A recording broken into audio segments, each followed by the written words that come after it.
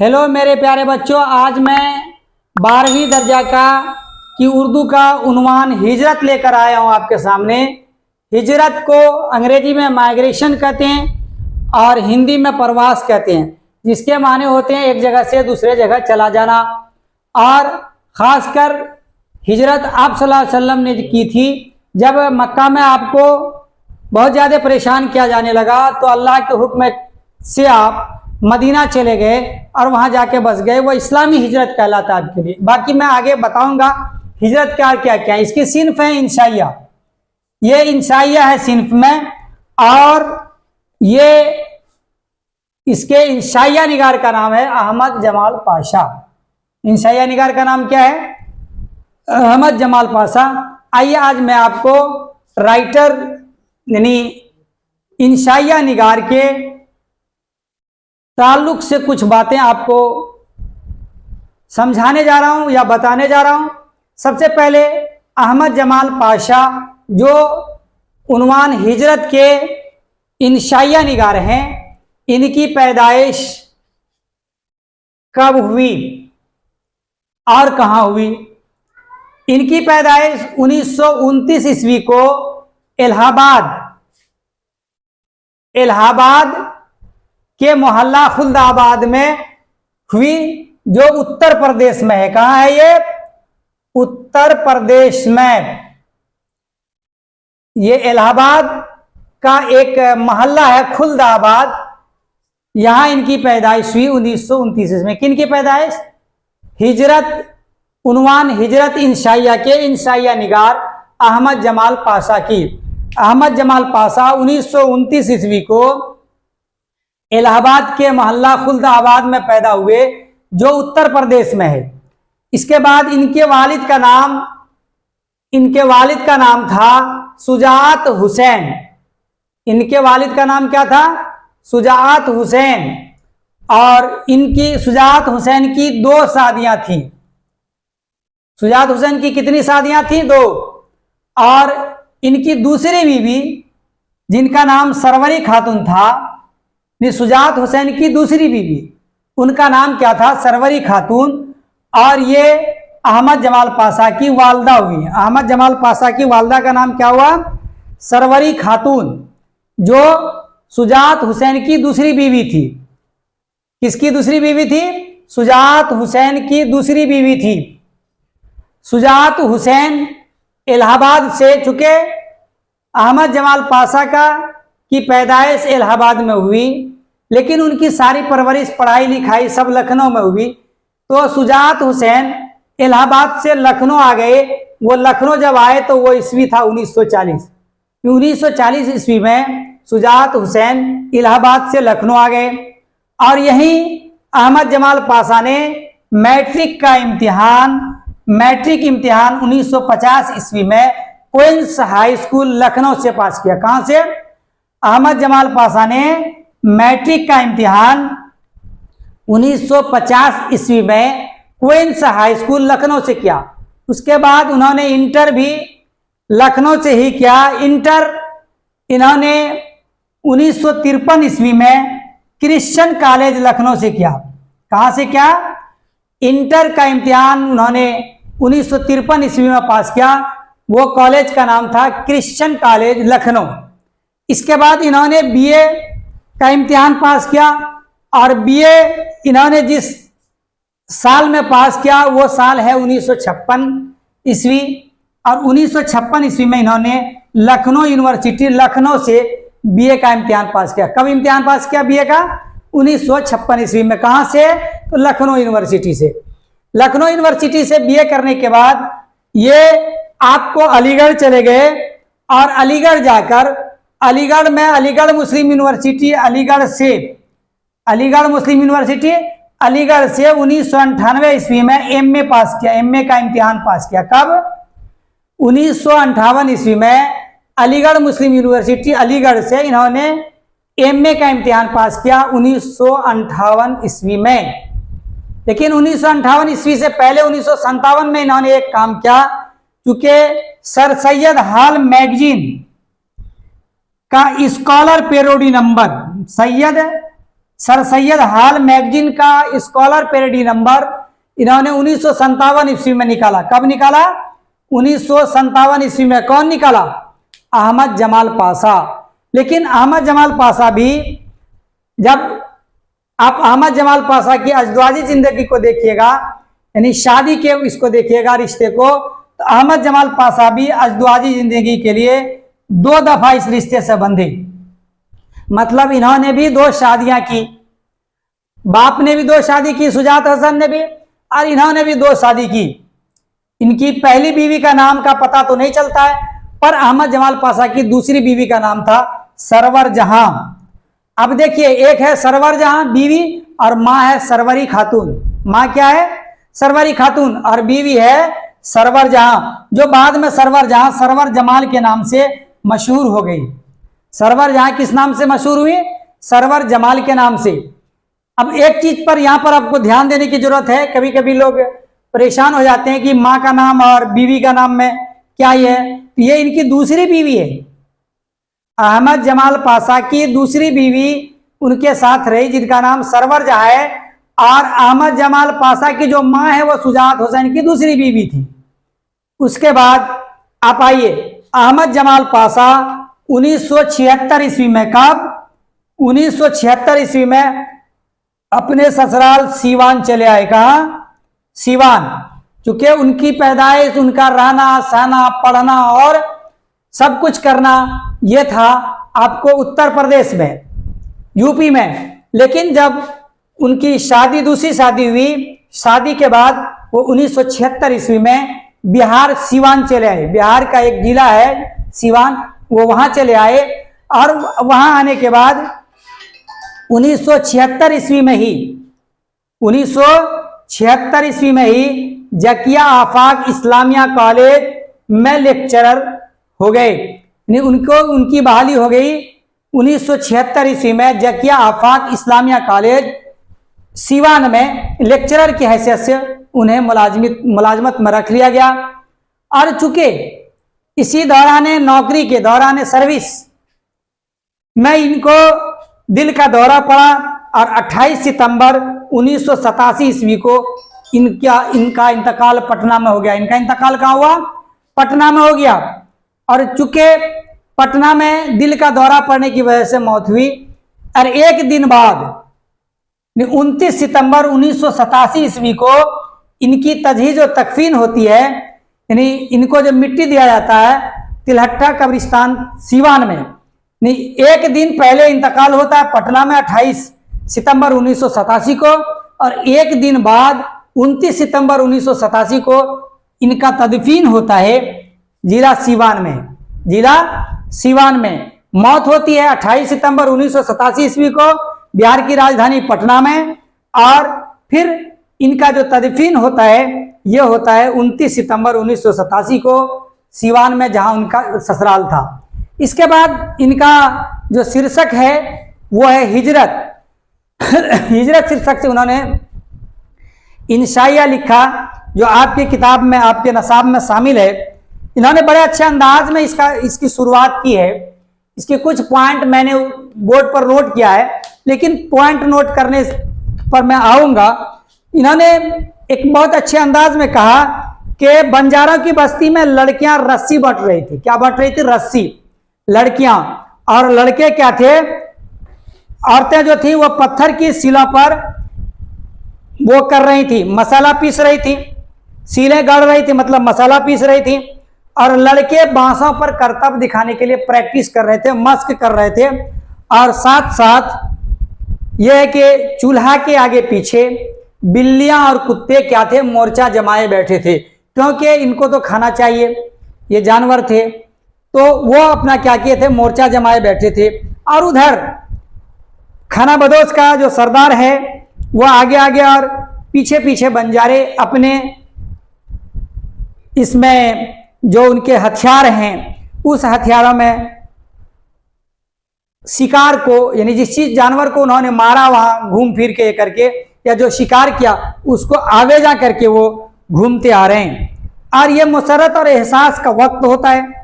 इसमें एक शेर बहुत अच्छा ढंग से कोट किया है अहमद जमाल पाशा ने कि सब ठाठ पड़ा रह जाएगा जब लाद चलेगा बंजारा।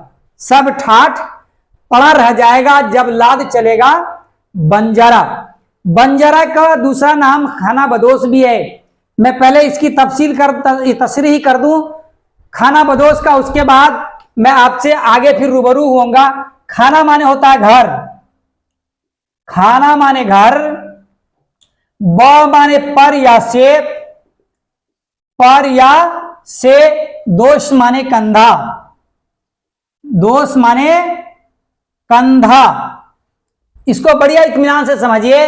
खाना बदोश, खाना माने घर, ब माने पर, दोष माने कंधा। वैसे लोग जिनका घर कांधे पर होता है उसे खाना बदोश कहते हैं। आप आमतौर से जानते होंगे, देखते होंगे, आपके अगल बगल में एक कौम, एक जाति आती है और जहां चाहे वो अपना अच्छा लगा, उसको इर्द गिर्द शांति, अमन पुरसकून माहौल मिला, उसको अमन शांति वाली जगह मिली, स्थान मिला, तो वो अपनी जगह गाड़ दिया, वो अपना खीमा लगा दिया।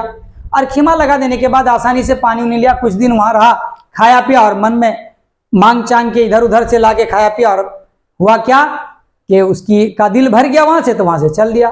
तो एक दिन ठीक ऐसा ही हुआ कि जब मेरे जो हिजरत के राइटर, हिजरत के लेखक, हिजरत के इंशाइया निगार अहमद जमाल पाशा जब उस बस्ती के पास पहुंचते हैं तो एक काफिला सरगर्म था, सरगर्म सफर था। क्यों कि अब वहां से वो चल चुके थे, जो चूल्हा थे, ये थे, सब उनके पड़े थे जमीन पर। उन्होंने जो चीज़ बनाई थी वो रुके रह गए। किसी पर ये है बिल्ली ये बैठी हुई है तो उसी के पिंजरे में मियाँ मिट्ठू दुबके हुए हैं, किसी पर बच्चे कलीलें कर रहे हैं। आगे आगे बंजारा का सरदार आगे चला जा रहा। एक चीज इस कौम में बहुत ही कीमती देखने को मिलता है, वो ये कि अपने कौम के जो सरदार होते हैं, जिसे वह सरदार मान लेते हैं, वह उसकी बात से एक कदम नहीं हटते। सरदार जो कह देगा वो करने को तैयार है। तो आगे आगे सरदार और बड़ी सीना से ताने जा रहा है और सबके हाथ में कुछ न कुछ है। किसी के हाथ में बकरी की रस्सी है, तो किसी के हाथ में कुछ है, किसी के हाथ में कुछ है। इस तरह करते हुए चले जा रहे हैं। अब ये निकल जाते हैं तो खाना बदोश अक्सर बेशतर अपना डेरा डंटा या रहने का जो घर बनाते हैं वो कहाँ बनाते हैं, वो रेलवे स्टेशन या जो जगह खाली होती है, खाली मैदान में लगाते हैं ताकि उनको वहाँ रहने में आसानी हो। लेकिन इससे खाना बदोश के इसको करते हुए ये जो है आपको इंसाइया निगार जो है, इन्होंने एक परिंदा का जिक्र किया है, वो है साइबेरिया की मुर्गाबियां। साइबेरिया की मुर्गाबियां वो भी एक खाना बदोश की तरह है, जो अपने आप को साइबेरिया से, जब वहां सर्दी स्टार्ट होती है, मौसम सरमा शुरू होता है, यानी सर्दी का मौसम जब शुरू होता है तो वो जुनूब की जानिब, दक्षिण की जानिब उड़ जाती है, जिसके यलगार को बड़े से बड़े शिकारी या और चीज नहीं रोक सकते। क्योंकि यहाँ पर दो बात इस्तेमाल हुई है, बाद शुमाल मतलब उत्तर की हवा, और बर्फानी हिसार, बर्फ का घेरा। बाद शुमाल और बर्फानी हिसार भी उसे नहीं रोक सकते, और शिकारी के यलगार भी उसे नहीं रोक सकते। वह अपनी छुट्टी गुजारने, सरमाई तातील गुजारने चली जाती हैं दूसरे मुल्क, गर्म मुल्कों में, और वहां जब फिर सर्दी पड़ने लगती है तो फिर घूमते घूमते वो अपने मुल्क साइबेरिया चली आती है। कहां चली आती है? साइबेरिया चली आती है। इसके बाद चूंकि बहुत सारी चीजों को इन्होंने ये करते हुए कहा कि ये जो हैं, इसमें एक चीज इन्होंने एक बात कही कि ये जो खाना बदोश हैं, इस खाना बदोश के इसमें मैंने लिख रखा है, खाना बदोश मुहज्जब इंसान को कितना माजूर, खाना बदोश के नजदीक या खाना बदोश से, खाना बदोश से मुहज्जब इंसान कितना माजूर है। खाना बदोश को किसी तरह की कोई फिक्र नहीं है, वो अपना जहां चाहता है डेरा डाल देता है, मांग के खा लेता है और फिर दूसरी जगह चला जाता है। लेकिन एक मुहज्जब इंसान ये नहीं कर सकता। एक मुहज्जब इंसान को सिर्फ और सिर्फ इस बात की फिक्र लगी रहती है कि उसका एक घर किसी तरह बन जाए। उसका एक घर, यानी उसका सपना होता है एक लाल किला बना लेना, और उस लाल किला को बना लेने की वजह से वो क्या होता है कि वही एक घर उसका ख्वाब रह जाता है, जो मुहज्जब इंसान होता है। जो तहजीब याफ्ता इंसान होता है, जिसे हम लोग अपनी ज़बान में शरीफ इंसान कहते हैं, वो खाना बदोश के नज़दीक बहुत ही माजूर होता है। माजूर मतलब मजबूर होता है। इसके बाद एक गलती हम असल समाज के लोगों की भी है। हमने खाना बदोश को इस तरह ट्रीट किया या इस तरह सोचने की कोशिश की या इस तरह उसके साथ हमने ताल्लुक किया कि वो मुख्य समाज से, असल समाज से कट कर वह खुद एक समाज बन गया। वह खुद एक क्या बन गया? समाज बन गया।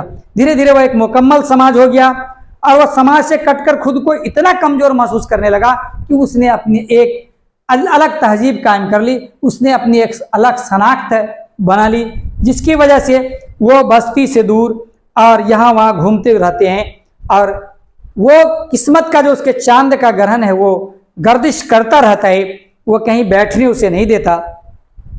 मैं यानी लेखक का कहना है कि मैं जब भी हिजरत पर गौर करता हूं, मैं जब भी हिजरत पर गौर करता हूं तो मुझे ये बात समझ में आती है कि वो ये कि खाना हिजरत जो है ये इंसान की सरिश्त में दाखिल है।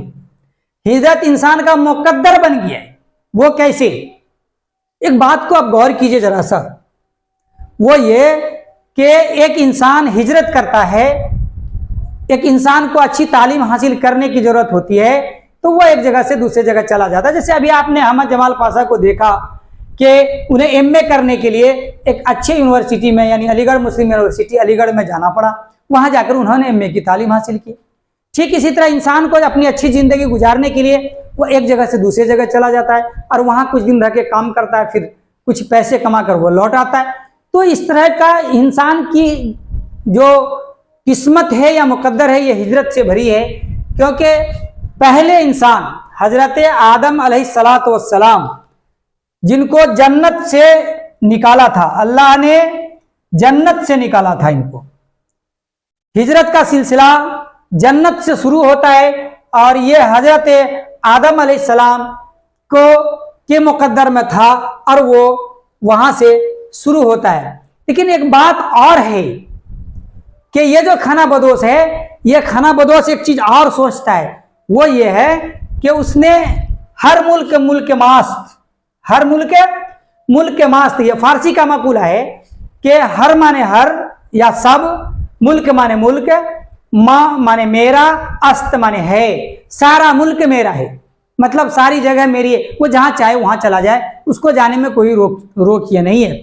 तो ये इंसान की हिजरत, ये इसका सिलसिला जन्नत से शुरू होता है। जो पहले आदम या पहले आदमी या पहले नबी थे हजरत आदम अलैहिस्सलाम, इनको जन्नत से निकाला गया। हिजरत के सिलसिले में आज बड़े से बड़े साइंसदान भी इस बात को समझते हैं कि ऐसा तो नहीं कि साइंसदान भी हिजरत की तलाश में शॉर्टकट कोई रास्ता तलाश कर रहे हैं जो इसमें जन्नत मिल जाए। ऐसे इंसान जो कि आपको ये समझ रहे हो कि हिजरत की वजह से उनको छोटे से छोटे शॉर्ट जगह में क्या हो जाता है कि जन्नत मिल जाए। और इस पर गौर करने से एक नास्तिक से नास्तिक साइंसदान भी आखिर में कलमा पढ़ लेता है, ईमान ले आता है, क्योंकि उसको समझ में आता है कि इंसान की जो जिंदगी है, ये जिंदगी उसे एक जगह से दूसरे जगह जाने और आने के लिए ही दी गई है।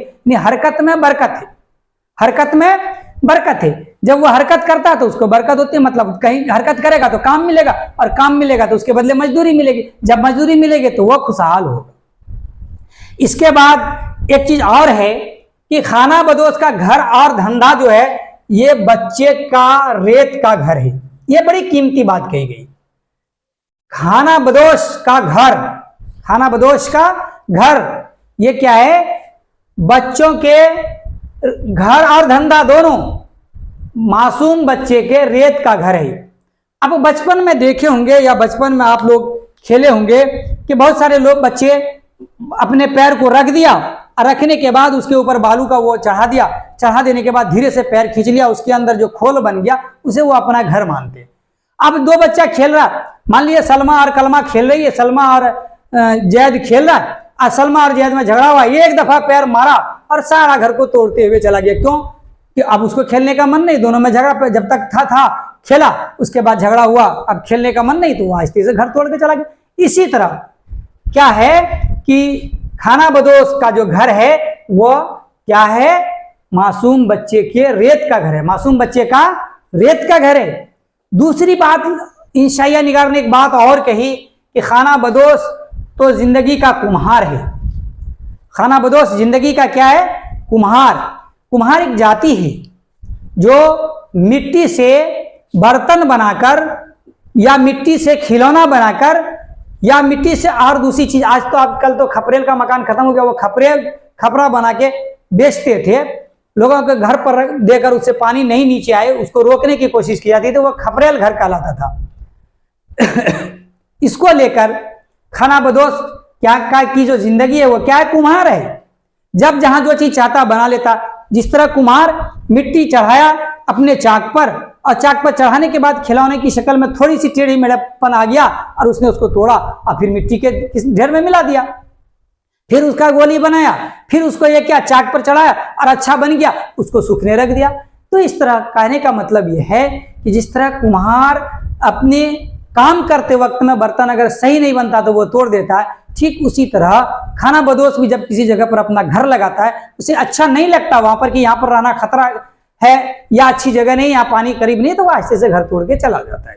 उसके बाद क्या है कि इंसान अपना खोया हुआ जन्नत तलाश कर रहा है। हिजरत के इससे हमारे इंशाइया निगार अहमद जमाल पाशा ने इस बात को बताने की कोशिश की है कि इंसान का जो जन्नत खो गया है या अपना खोया हुआ जो जन्नत है वो उसकी तलाश कर रहा है, उसकी तलाश में वो सरगर्दा है, वो एक जगह से दूसरी जगह जा रहा और आ रहा है। उसके बाद आखिरी बात मैं आपको ये बताने जा रहा हूं कि ये जो है ये इंसान की आखिरी हिजरत क्या है? वो मौत है। इसमें कुछ बात कही गई कि मगरिब की निशानी क्या है? गुलामी की निशानी है मगरिब।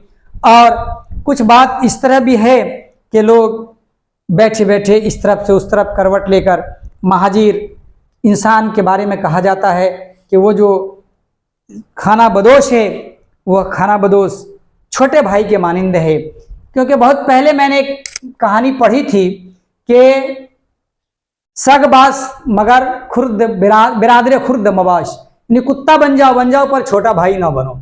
इसलिए कि उसको कहानी में यह दिखाया गया था कि अब छोटा भाई है, अब पढ़ने की बारी उसकी है, तो अब भाई की शादी है, उसमें दौड़ो कार्ड लेके, भाई के ससुराल चले जाओ ये लेके, भाई के यहाँ बच्चा पैदा हुआ उसकी मिठाई बांटो।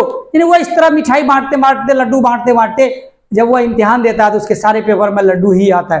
यानी खाना बदोश के बारे में कहा वो एक बिरादर खुर्द है, यानी छोटा भाई के मानिंद है। तो कुछ बात इस तरह की है, हमें इस बात का एहसास करना चाहिए कि हम इंसान के मुकद्दर में ये जो है हिजरत है और हम हिजरत की बुनियाद पर ही अपनी जिंदगी को मुस्तहकम कर सकते हैं, मजबूत कर सकते हैं। तो आइए फिर इसके जो आखिर के सवाल जवाब हैं मैं अगले वीडियो में लेकर जरूर आपके पास साथ आऊंगा। मैं आपसे गुजारिश करता हूं कि आप मेरे आदर्श ज्ञान सेंटर का जो चैनल है इसे सब्सक्राइब करते हुए बेल आइकन दबाकर